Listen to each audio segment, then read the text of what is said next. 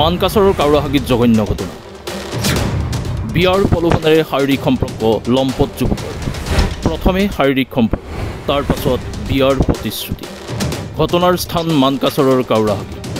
মানকাছৰৰ কাউৰাহাগীত সংঘটিত হৈছে এক জঘন্য ঘটনা। এগৰাকী যুৱতীক বিয়াৰ প্ৰলোভনেৰে প্ৰথমে শাৰীৰিক সম্পৰ্ক স্থাপন। চিৰাজুল হক নামৰ এজন লম্পট যুৱকে সংঘটিত কৰিছে এই ঘটনা। ঘটনাক কেন্দ্ৰ কৰি মানকাছাৰ থানাত ভুক্তভোগী যুৱতীয়ে ৰুজু কৰিলে গোচৰ। অভিযোগ অনুসৰি বিগত 7 মাহৰ পূৰ্বে মানকাছাৰ থানাৰ অন্তৰ্গত কাউৰাহাগীৰ গাঁৱৰ লম্পট যুৱক চিৰাজুল হকে একেখন গাঁৱৰে এগৰাকী যুৱতীৰ বাসগৃহত কোনো নথকাৰ সুযোগত বিয়াৰ প্ৰলোভনেৰে শাৰীৰিক সম্পৰ্ক স্থাপন কৰে। দিন বগৰাৰ লগে লগে যুৱতীগৰাকীয়ে যুৱকজনৰ ঘটনাৰ সন্দৰ্ভত অৱগত।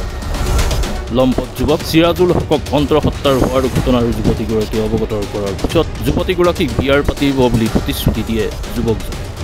ইফালে যুৱতীগৰাকীৰ অন্তঃসত্ত্বাৰ ঘটনা পৰিয়ালৰ লোকে গম পোৱা পৰিয়ালৰ লোকৰ মাজত হাহাকাৰ সৃষ্টি হয়।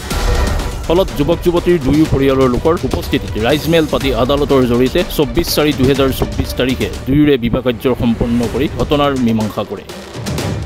ইফালে যুৱতীগৰাকীক বিয়াৰ পতাৰ যুৱকজনৰ পৰিয়ালৰ লোকে যুৱতীগৰাকীক মানি ল'ব নোৱাৰি বিভিন্ন অত্যাচাৰ আৰম্ভ কৰে। উপায়ন্ত হৈ যুৱতীগৰাকীয়ে পিতৃৰ গৃহত আশ্ৰয় লৈ মানকাছাৰ থানাত লম্পট যুৱকসহ 5গৰাকী লোকৰ বিৰুদ্ধে এজাহাৰ দাখিল কৰে। ইফালে যুৱতীগৰাকীয়ে দিয়াৰ এজাহাৰৰ ভিত্তিত মানকাছাৰ আৰক্ষীয়ে এজন আসামীক আটক কৰে যদিও কিছু সময় ৰাখি আকৌ আসামীজনক এৰি দিয়ে বুলি যুৱতীগৰাকীয়ে অভিযোগ উত্থাপন কৰে। এতিয়া সময়হে ক'ব কি ন্যায় পাব অন্তঃসত্ত্বা দুৰ্ভগীয়া যুৱতী তথা তেওঁৰ পৰিয়ালৰ লোকে। আমার বেটি সিরাজুল হকে আমি তো বাড়িতে থাকি না, অন্য ব্যবসা করে খাই।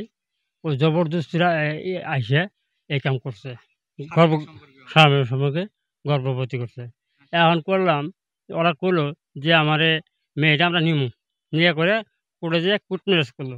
কোর্ট ম্যারেজ করার পরে আর তারা গছে না। আধার কার্ড আই কার্ড চাইছি, গর্ভ সই দেওয়া লাগে, ডাক্তারখানা যামু, মানে না। আর সই টই কেউ দিব না। আর সই দিবার গেলে ডাক্তার একদিন আসছিল, তার মধ্যে কী করছে, ওই বউ আছে একটা, সোনামিয়ার বউ আছে, বউতে করলো কি, ওই নার্স থেকে বললো যে তুমি যদি সই দাও তোমাকে আমি অ্যারেস্ট করব। সোনামিয়ার বউ বললো। তো বলার পরে আমি ওখানে খুব আসছিলাম গার্ড দিয়ে যে সইটা আমি দেবার দেয় নাই।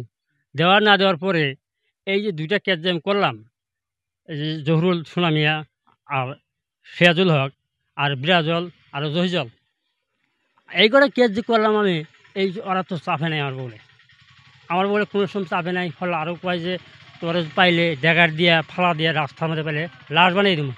শারীরিক ঘটনা, সিরাজুল হক আমার সাথে জড়িত বলে এরকম করছে, গর্ব করে এখন ফিরে মেনে না 7 মাস আগে মেনে না এখন ফিরে আমার জড়িত হলে না করছে। আমি বাড়তে মা বাপে থানা বাড়তে আমার জোরে ধলে করছে না। সিরাজুল হক কাউহাকি দরুয়া কাউহাকি।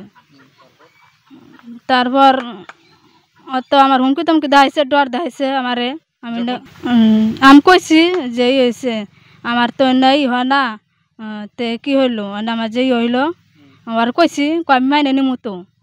এখন ফির আর মাইনে নাওতে মানে না অর্থাৎ আমি চাইছি আধার কার্ড চাইছি। এখন পরে কি করবি করে গা তুই আমার গার্জেন জানাবার দেয় নাই হতে স্যার, জানাবার দেয় নাই কেউতে। পরে জানাবার দেয় নাই কে ফিরে কইছি যে আমি জোরে ধরলে কইছি যে আমার এরকম করছে, জোর ধরলে আমার করছে।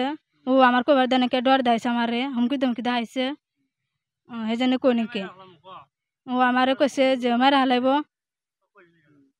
কইলে মেরে হালাবো, ড্যাগার দিয়ে হানবো, কাই করবো, খুন করবো, এনে কইবার না করছে। এখন ফিরে কেস হচ্ছে, বিয়ে হয়েছিল। হাতচিঙিৰ মাৰিৰ পৰা ৰোমিঅ'ৰ মেহেদিৰ সহযোগত news desk report my news channel.